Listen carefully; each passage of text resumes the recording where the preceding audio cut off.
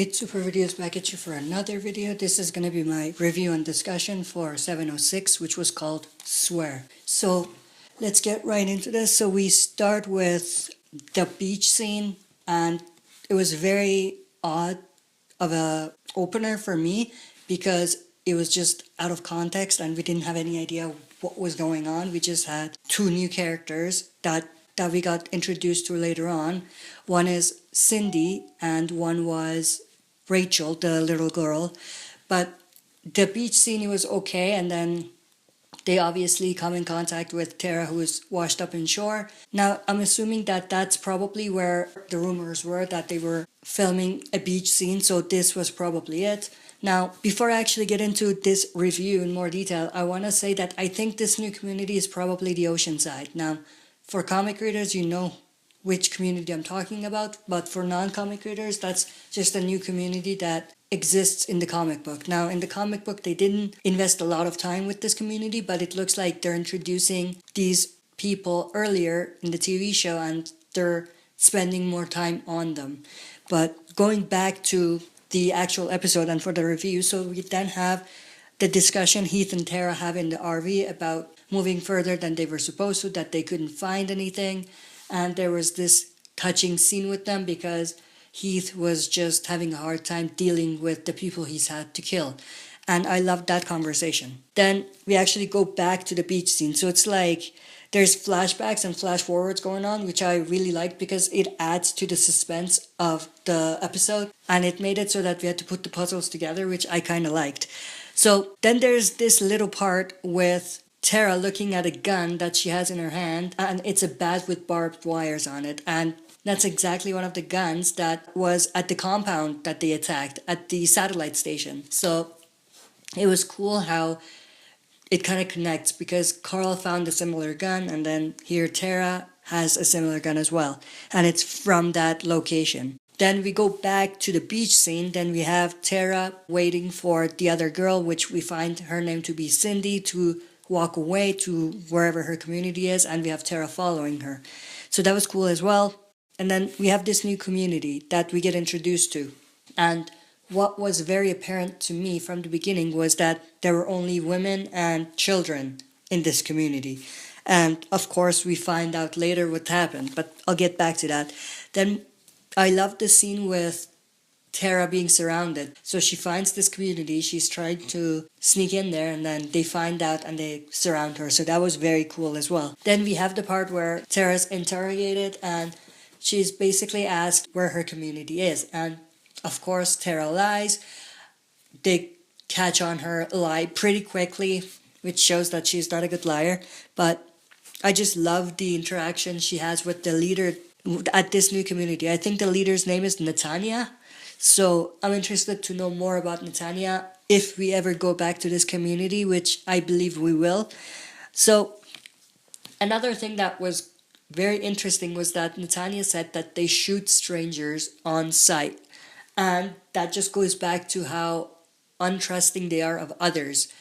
And I think the key to why this goes back to why there are no men. They are basically saying that all the men are killed and there are only women and children who live in this community. So that was a big reveal that happened as well. Then Tara is asked if she could stay at the community, which I think has two parts to it. One is that this new community, the members and Netanya, are probably just trying to make her stay so that their location, their whereabouts, is not revealed to others, to the external world.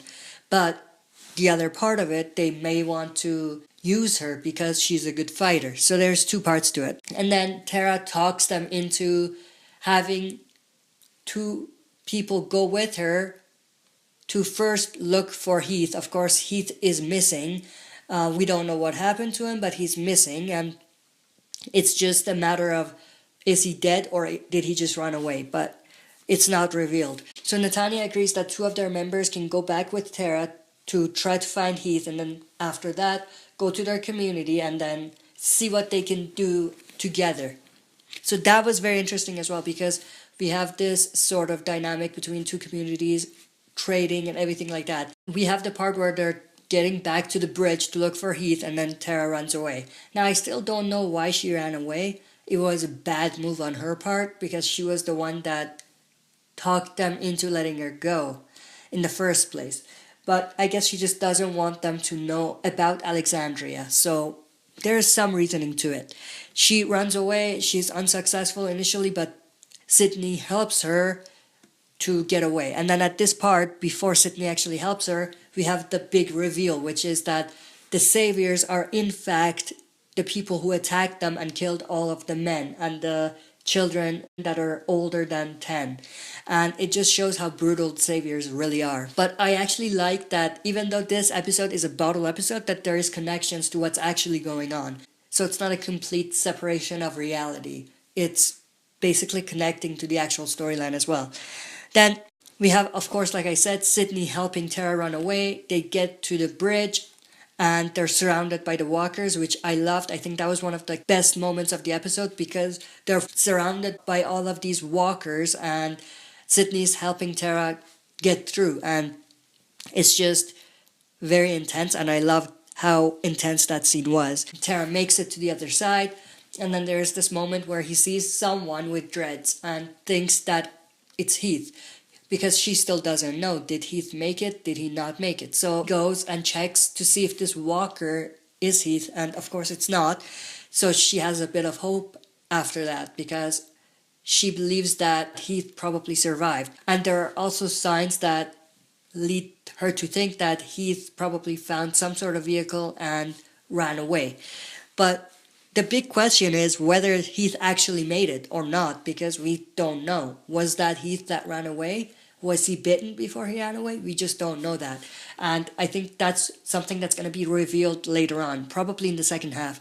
And I'm very interested to actually see if he survives or not. And then we, of course, have Tara coming back to Alexandria.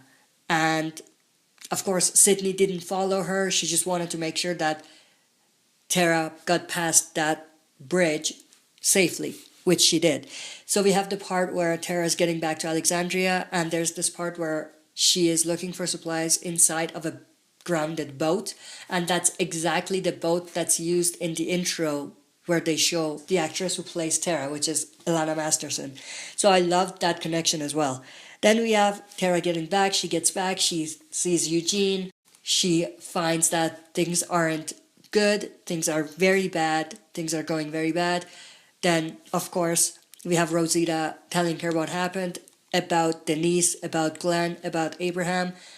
Now, this is some down point for this episode. There's some, but this is one of them, that I wanted to see a bit more emotion from Tara. Given that she just found out 3 of her close friends, one which was basically her significant other, they're all dead. So I wanted to see a bit more emotion from her side, which I didn't see. But overall, I was expecting less from this episode. It was actually better than I expected. It was a bottle episode for the most part, but we did get some Alexandria as well, and we did get introduced to a new community, which is not a original community. It actually does exist in the comic book. But overall, I think it was a good episode because it had a lot of connections to what's going on in the storyline as well, even though it was a bottle episode. And it was a Tara and Heath-centric episode, which was basically a separation of everything that's going on currently in the story. Now, in terms of rating, I'm going to give this episode a low-mid-good rating. Like I said, it was good. It could have been better. It didn't need to be a bottle episode, in my opinion, but it was good for what it was. That's it for this video. Thanks for watching. I'll be back for another video.